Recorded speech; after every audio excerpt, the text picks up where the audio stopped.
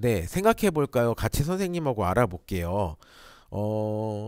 퇴적암 모형 만들기에서 물풀을 넣는 까닭은 무엇일까요? 그랬는데 물풀을 넣는 까닭은 뭐였죠? 네, 모래 알갱이들이 서로 잘 붙게 해주는 역할을 하죠. 그래서 모래 알갱이를 서로 붙여주기 위해서이다. 이렇게 써주면 되고요. 그럼 퇴적암 모양 만들기에서 모래 반죽을 누르는 까닭은 무엇 때문이죠? 네, 일단 알갱이들이 이렇게 있으면은 이 안에 지금 어, 풀이 이렇게 다 채워지게 되죠. 이렇게 풀들이 채워지게 됩니다. 그런데 아무리 풀들이 채워졌어도 풀은 물기가 많기 때문에 제대로 굳어지지가 않죠. 그래서 이런 것들을 더 가까이 모이게끔 하는 게 뭐냐면은 위에서 누르는 힘이 되겠죠. 그래서 여기 이렇게 써주면 될 것 같아요.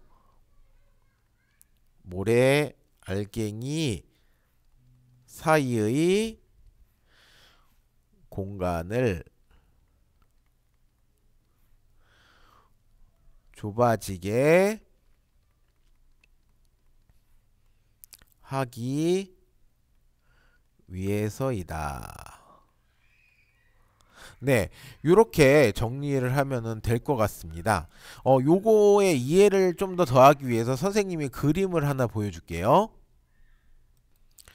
네, 여러분 요 그림을 보면서 선생님이 설명을 해주겠는데요. 일단 퇴적암 같은 경우에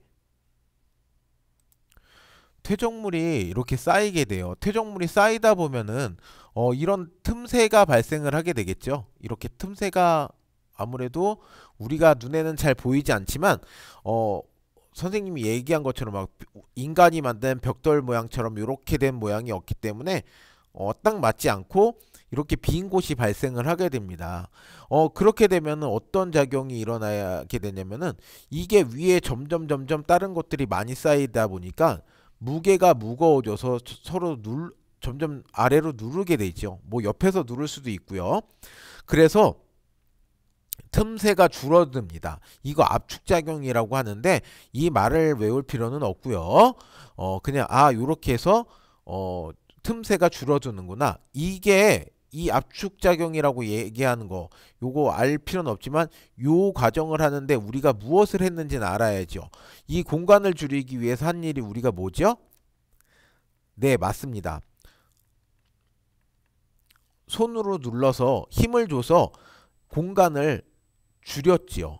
자, 공간을 줄이기만 한다고 그래서 얘네들이 붙어 있질 않아요. 또 하나가 뭐가 필요하냐면은 여기서는 뭐 교결 물질이라고 그러는데 이런 걸 갖다가 외울 필요는 없고 요 좁아진 요 틈새를 어떤 물질들이 들어가서 얘네들이 서로 끈적하게끔 붙고 단단하게 붙게끔 하는 역할을 하는데 그걸 갖다가 교결 물질이라고 하는데 이걸 외울 필요가 없고 지금 그런 역할을 한 게 무엇인지 우리가 알면 돼요.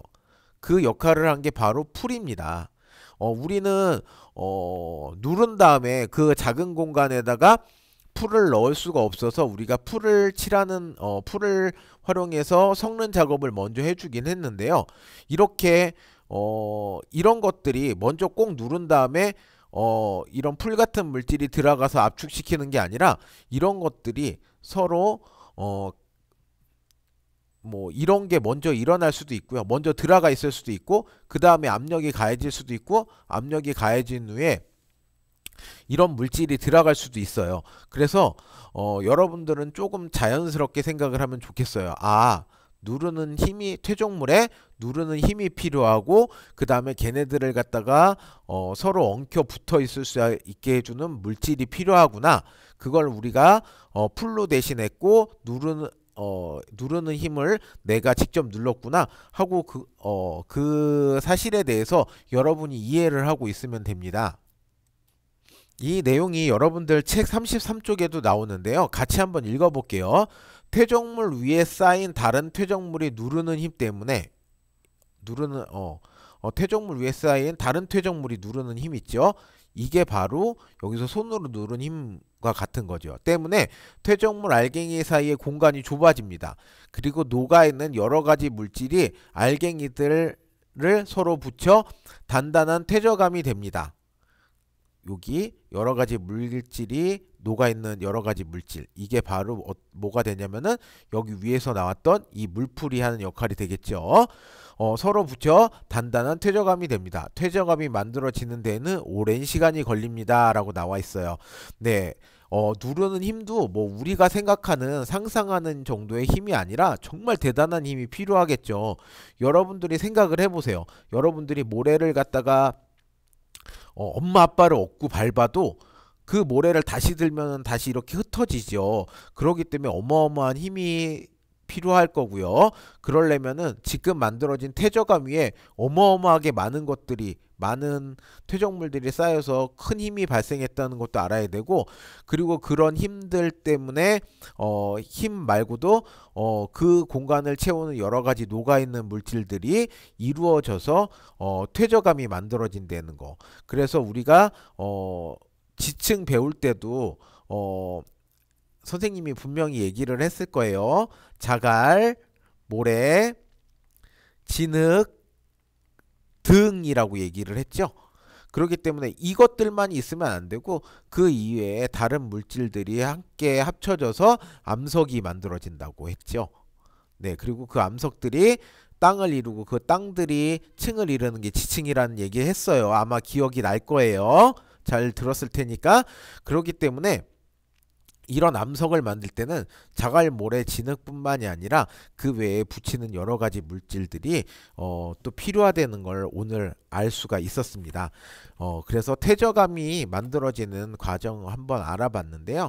다시 한번 정리해 보면은 퇴적암이 만들어질 때는 이 여러 가지 알갱이들을 갖다가 붙게 하는 물질도 필요하고, 그 다음에 퇴적물들이 쌓이면서 아주 커다란 누르는 힘이 필요하다. 그리고 그런 것들을 거쳐서 퇴적암이 만들어진다는 걸 여러분들이 정리했고, 그 다음에 그것들을 설명할 수 있다면은 오늘 여러분들은 수업을 잘 했다고 여러분 스스로 판단하면 될 것 같습니다.